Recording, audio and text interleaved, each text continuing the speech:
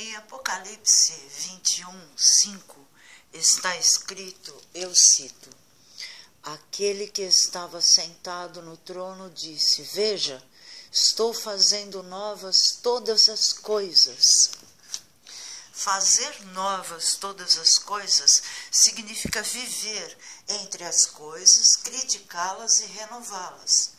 É cotejar a tradição e contrariá-la no sentido de frutificar para o conhecimento e o bem de todos nós. O conhecimento das coisas nunca estaciona. A referência daquele que conhece deve ser sempre conhecer mais. A reflexão crítica tem por princípio o questionamento e a evolução do pensamento humano. Importante, portanto, é não entregar o conhecimento adquirido na subserviência ao injusto, pois a carga ideológica da injustiça não permite a construção do conhecimento. Observemos a escola na sua história. E hoje, há carência de engajamento, aperfeiçoamento profissional, há pouca melhoria da qualidade da educação por causa da falta de reflexão crítica, suprida por um sistema ideológico que é conveniente para quem acumula recursos em benefício próprio e não para o bem do estudo e do progresso da ciência e tecnologia. Colocar-se sob a égide de uma tradição injusta é, de todos os modos, pôr os próprios membros a serviço do demônio, cujo modo de produção é o escravo. Houve um tempo em que as escolas eram apenas para os filhos dos nobres e impunham castigos físicos aos alunos. A educação era somente a transmissão de conceitos dos antepassados.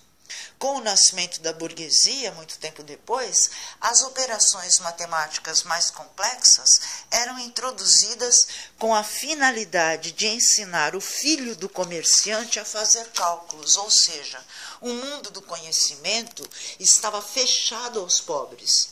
E se hoje é aberto, é porque houve clamor, mais amor ao próximo, maior contradição, ou seja, maior luta contra a tradição pouco reflexiva e incoerente dos nossos antepassados.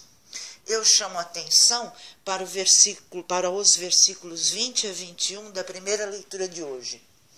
Quando éreis escravos do pecado, estáveis livres em relação à justiça. Que fruto colhieis então das ações das quais hoje vos envergonhais? Pois o fim daquelas ações era a morte. A vida eterna em Jesus Cristo é viver e renascer eternamente para o bem. Viver além túmulo e retornar segundo um projeto de vida referente a Deus. Isso significa representar-se segundo a referência da luz divina.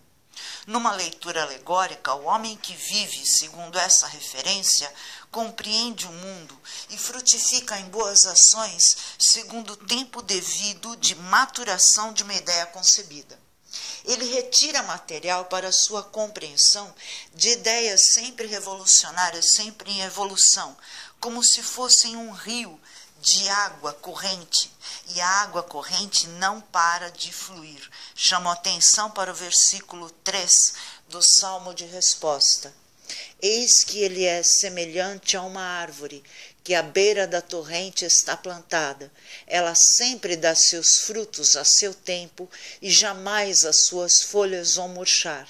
Eis que tudo que ele faz vai prosperar. Para que o indivíduo se mantenha no caminho, é preciso que evite a perversão, a maldade e a zombaria. São esses três vícios destrutivos como ervas daninhas e estão inseridos na tradição do conhecimento que estaciona em preconceitos. Chamo a atenção para a leitura dos versículos 1 e 2 do Salmo de Resposta. Feliz é todo aquele que não anda conforme os conselhos dos perversos, que não entra no caminho dos malvados, nem junto aos zombadores vai sentar-se, mas encontra seu prazer na lei de Deus e a medita dia e noite sem cessar. Numa leitura alegórica, o vento é o Espírito Santo que sopra para longe as porções do nosso espírito que, diante da alma livre de algum preconceito, diante da alma que repensou criticamente o modelo antigo oferecido e chegou a uma conclusão mais condizente com sua dignidade, diante da alma, essa nossa porção de espírito de preconceito se esvai, junto com a sua ignorância, por ordem eterna do Espírito Santo. O juízo, entendimento do espírito renovado, não permite a permanência de ideias grotescas na alma. Ele mesmo se renova ou é obrigado pelo Espírito Santo a renovar-se. Chamo a atenção para os versículos 4 e 6 do Salmo de Resposta. Mas bem outra é a sorte dos perversos. Ao contrário, são iguais à palha seca, espalhada e dispersada pelo vento. Pois Deus vigia o caminho dos eleitos, mas a estrada dos malvados leva à morte.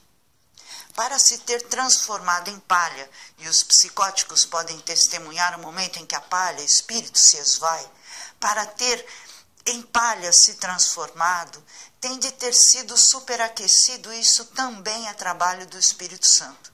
Esse superaquecimento do nosso espírito pode significar a ira proveniente do choque, do entendimento com a nova ideia proposta. Chamo a atenção para os versículos 49 e 50 do Evangelho de hoje.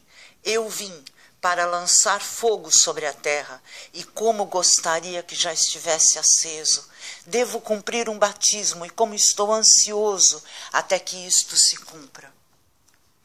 Jesus é a nova ideia de Deus que sempre se refere à evolução causada pelo choque entre o antigo, perverso, preconceituoso, pecador, portanto, e a necessidade de gerar algo novo, que seja justo, bom ou honesto, que caminhe no sentido de conhecer tudo. Jesus é o caminho, a verdade e a vida, e por caminho percebemos a imagem da estrada que leva para a eternidade, na qual o entendimento não para.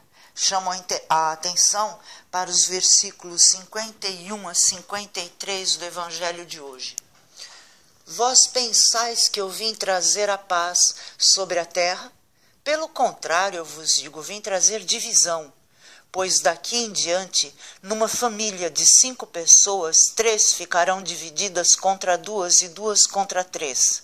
Ficarão divididos o pai contra o filho e o filho contra o pai, a mãe contra a filha e a filha contra a mãe, a sogra contra a nora e a nora contra a sogra. Nós temos aqui o choque entre o novo e o antigo. E em Jesus o novo sempre prevalece. Na véspera de sua paixão, Jesus tomou o pão e disse: este é o meu corpo. Do mesmo modo, ao fim da ceia, ele tomou o cálice com vinho e disse: este é o meu sangue. Quem comer da minha carne e beber do meu sangue terá a vida eterna. Senhor, salvai-me.